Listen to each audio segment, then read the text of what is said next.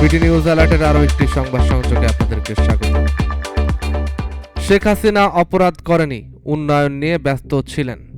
জুলাই আগস্টের গণহত্যায় মানবতা বিরোধী অপরাধের মামলায় সাবেক ক্ষমতাচ্যুত প্রধানমন্ত্রী শেখ হাসিনা ও সাবেক স্বরাষ্ট্রমন্ত্রী আসাদুজ্জামান খান কামালকে মামলা থেকে অব্যাহতি চেয়েছেন আইনজীবী আমির হোসেন। গত সোমবার 7 জুলাই শেখ হাসিনা ও আসাদুজ্জামান খান কামালের পক্ষে শুনানিতে অংশ নিয়ে আইনজীবী আমির হোসেন বলেন, এছাড়া মামলার অভিযোগের মধ্যে যেসব অভিযোগ আনা হয়েছে তা সঠিক নয়, কেননা আবু সাঈদ হত্যার সময় শেখ হাসিনা দেশে ছিলেন না। তিনি হত্যাকাণ্ডের পর দেশে এসে আবু সাঈদের পরিবারকে আর্থিক সহযোগিতা করেছেন। তিনি আবু সাঈদ হত্যার বাকরুদ্ধ ছিলেন। আসাদুজ্জামান খান কামাল ছিলেন ভালো মানুষ, তিনি দেশের উন্নয়ন নিয়ে ব্যস্ত ছিলেন। গণহত্যার সাথে শেখ হাসিনা জড়িত ছিল না, তিনি দেশের উন্নয়ন নিয়ে ব্যস্ত ছিলেন। 5 অভিযোগ নিয়ে শেখ হাসিনার আইনজীবী বলেন, শেখ হাসিনা রাজাকারের বাচ্চা শব্দটা এভাবে বলেননি, তার অপব্যাখ্যা করা হয়েছে।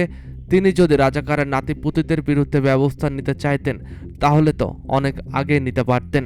শেখ ফজলে নূর তাপসের সাথে অডিও কলের বিষয়টি সঠিক নয়, এখানে ভালো কোনো ডকুমেন্ট তারা দাখিল করতে পারেননি। ঘটনার সময় অনেক পুলিশ নিহত হয়েছেন দাবি করে আইনজীবী আমির হোসেন বলেন, শেখ হাসিনা এই মামলায় সুপিরিয়র কমান্ডার ছিলেন না, তিনি দেশের উন্নয়ন নিয়ে ব্যস্ত ছিলেন। আমরা তাকে মামলা থেকে অব্যাহতির আবেদন করছি। অপরদিকে গত কয়েকটা তারিখে prosecutor advocate Tajul Islam Gazi MH Tamim Sheikh Hasina সহ 3 জনের বিরুদ্ধে 5টি অভিযোগ উপস্থাপন করে বিচার শুরুর আবেদন করেন। পরে আদালত শুনানি শেষে আগামী 10 জুলাই অভিযোগ গঠন হবে কিনা সেই বিষয়ে আদেশের দিন ধার্য করেন। 5 অভিযোগ নিয়ে শেখ হাসিনার আইনজীবী বলেন, শেখ হাসিনা রাজাকারের বাচ্চা শব্দটা এভাবে বলেননি, তার অপব্যাখ্যা করা হয়েছে। যদি তিনি রাজাকারের নাতিপুতিদের বিরুদ্ধে ব্যবস্থা নিতে চাইতেন তাহলে তো অনেক আগেই নিতে পারতেন।